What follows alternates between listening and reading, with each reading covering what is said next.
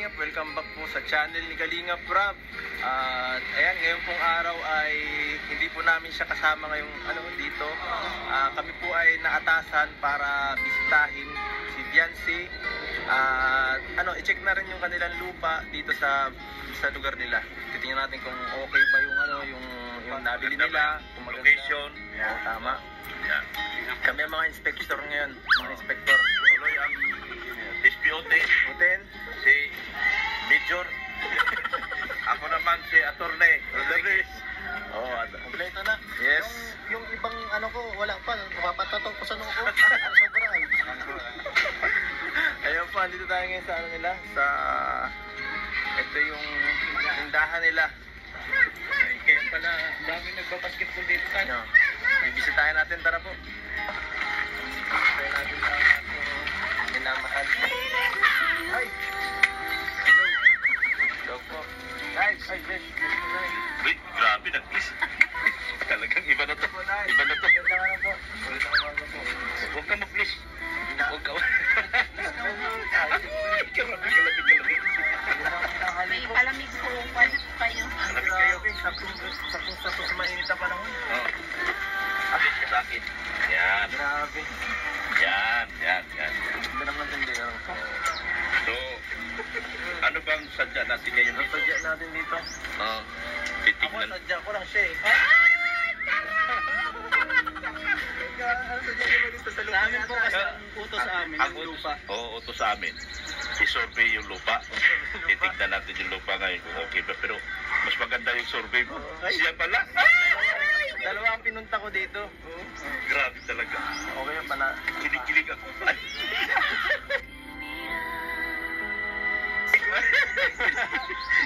Grabe yung bata, nagkinig na. No. Antay ka lang sa tamang panahon. Matulog ba tayo dito? Magkano palamig? Ayan. Hindi na. Hindi, malulugi yan. Oh. Hindi nga ni. Hindi na. Hindi, malulugi yan. Oh. Hindi nga ni. Business is business. Kaya nga eh. Wala nga. Huwag na, babawi na lang ako. Sa future, babawi. Ayos mo alin yan. Sarap. Grabe. Mas nakaka-refresh.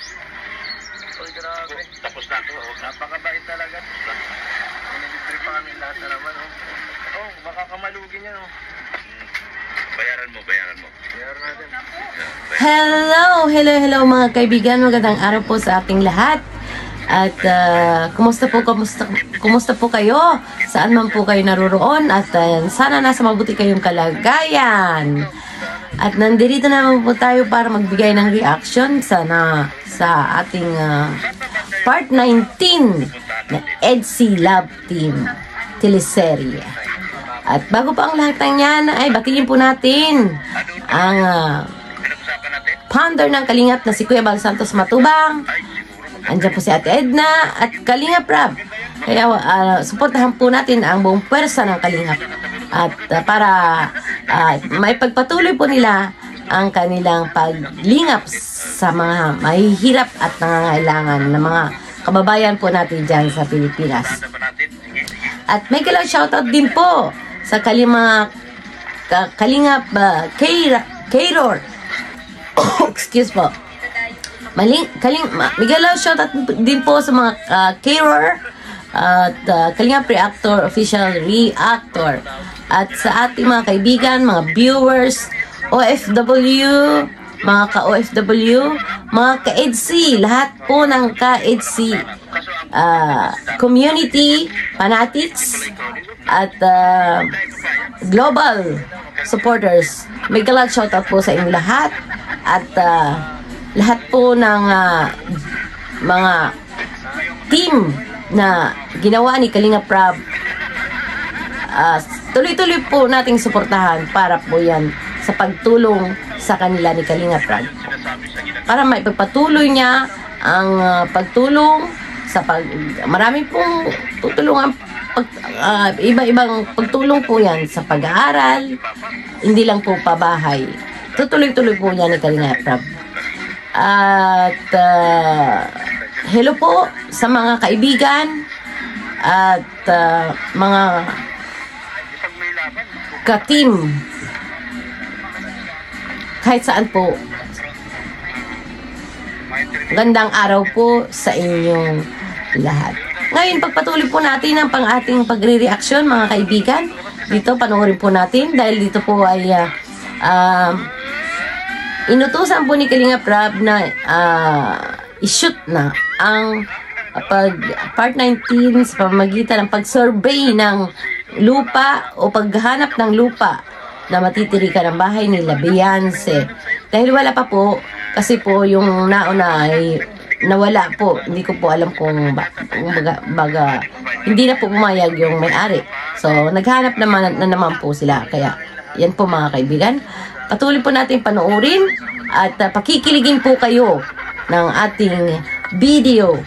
At no skipping ads po tayo para makita nyo lahat kung ano ang mga ganap sa video ito.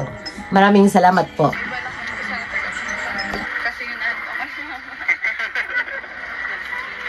Kuya, anong masasabi mo dun sa paalam ni Ate Beyonce? Approve naman sa akin yun. Approve naman sa akin. Wala naman yun sa akin. Wala talaga. Wala. Parang iba yung wala mo. Wala, okay. Nasaan ba yung lupa na? Hindi ka naman galit.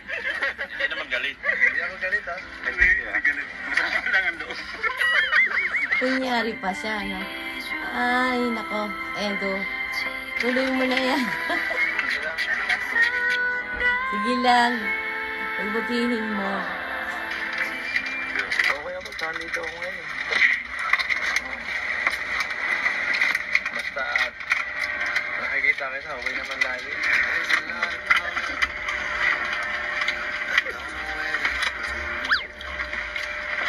Anong minute? Mayin kang halo-halo. Init nga eh. Sigan pa niya, init lalo.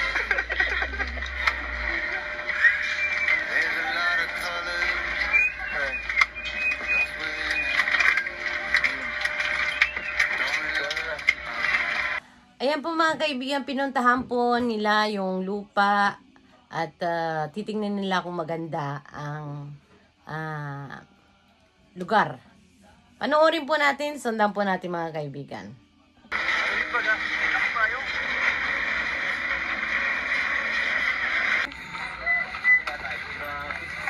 Ay!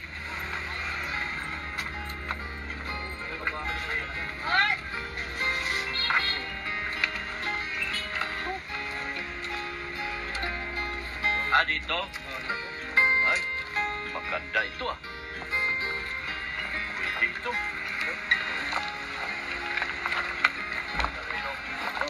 Masarang sukat po. Sukat din yan oh. Isa. Republic Act 1, 2, 3, 4. Abante. 1. Ilang square meter, bro? 4. Ayan. Ilang square meter? 500. Hindi. Malaki. 500 daw to eh. 500 ba? Wala yung 500. Wala pa nga yung 150. Hanggang doon siguro. Kuya, alam yata ni Kuya. Tatay. Dito na yung iba kasi naway delay.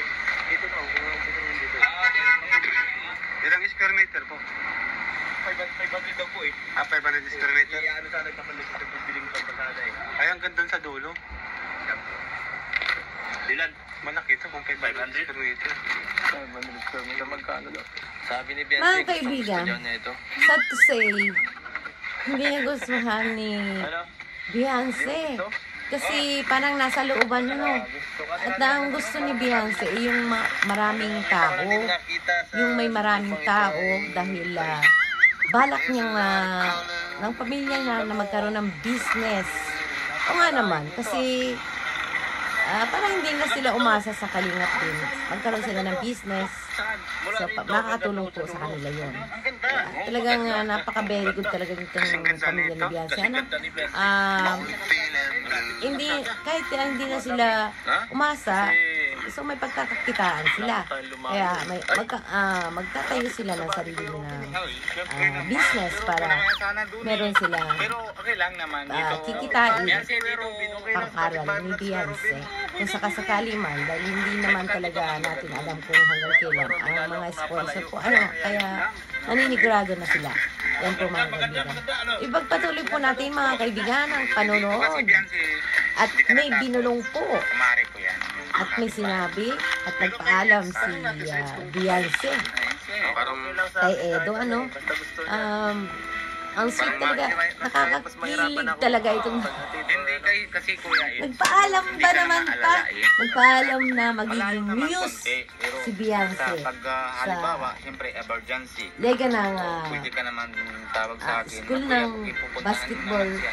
Kasi may ano pa nila, fiesta po sa lugar nila. Kaya Di ba? Bilis daw merong mga event kaya nagpaalam siya kay Edo na pumayag naman po si Edo. Panoorin po natin mga kaibigan. Huwag po kayong kukurap. Ni Kuya Edo. Pwede ikaw yung maghatid. Medyo malayo. Siyempre si Eds lang. Hindi, papasok ako. Ayaw mo ba? Maganda? Oo. Gusto ko sana yung mga tatayuan ko na negosyo. Strategic. Ay, okay naman yung ganito. Pag-business. Ano pa lang ito para survey pa lang. Survey pa lang naman. Kaya pa lang natin. Tama yan. Kasi alin natin, may mas makita pa tayo mas maganda. Sa area na ito medyo parang medyo malayo na sa medyo malayo sa lahat. Dahil. Hindi masadahit kahit sa mga bahayan sa malayo din sa barangay ng konti. Doon sa bahay nila medyo mas lumayo. Kaya, siyempre ang ating priority is kung anong gusto nila. Vacancy. Kasi kung hindi mo din gusto, pwede ka makitira muna sa bahay. Joke lang. Pero sa bagay, naman, sa kanya naman yung mga choice. Choice mo yan, ikaw pa rin siyempre ang final. Isip kung anong gusto mo. Mahanap na tayo. Mga pwedeng pilihan. Nandito naman may mga naman tayo dito eh. May mga official tayo dito kagaya ni SPO10. SPO10, baka may mga kilala ka ba diyang iba? Ayaw mo dito? Sa lugar na Nagdadalawang isip si Biancy. meron dyan na binta. Edo, meron dyan na binta. 1,000 square Gusto meter. niya. Saan yung gusto mo? Sa daet? Sa amin. Sa daet? Huwag po sana yung maano ko po lang. Gusto mo?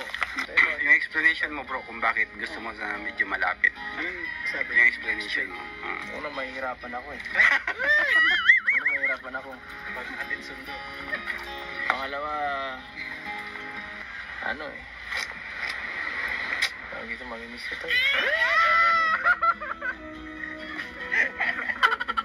Lumayo kasi. Oo, sa layo. Baka wala pang internet.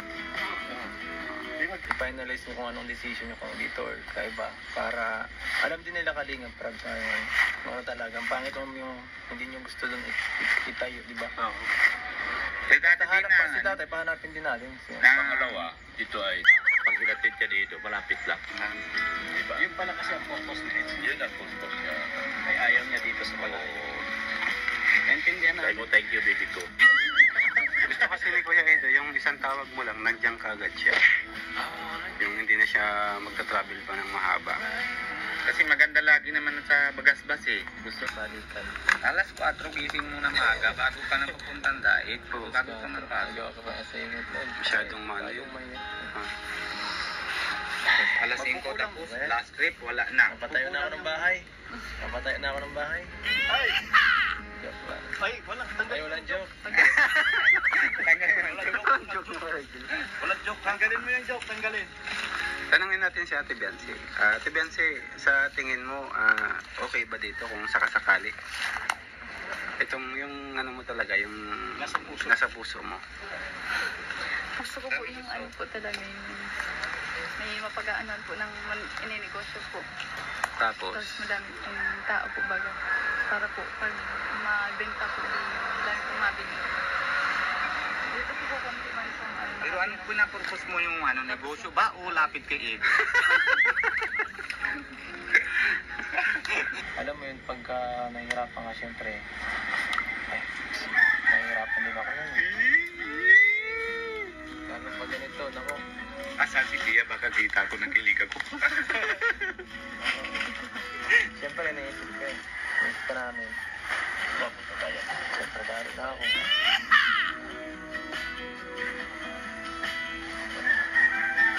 Analyze mo yung decision.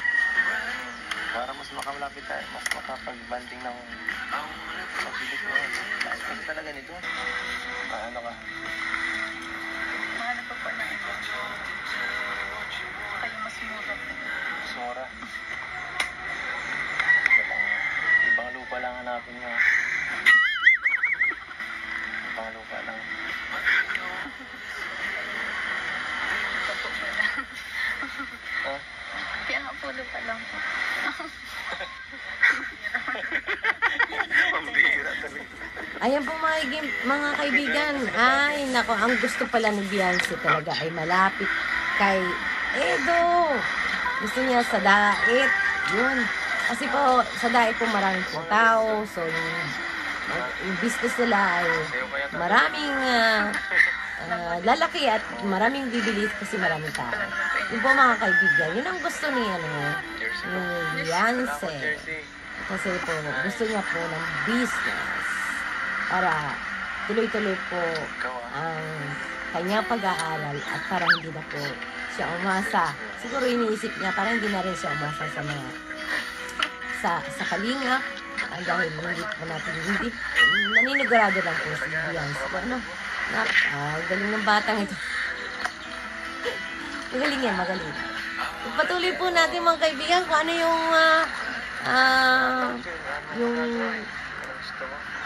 pinagpaalam ni Beyonce kay Edo. Anorin po natin. Support palagi.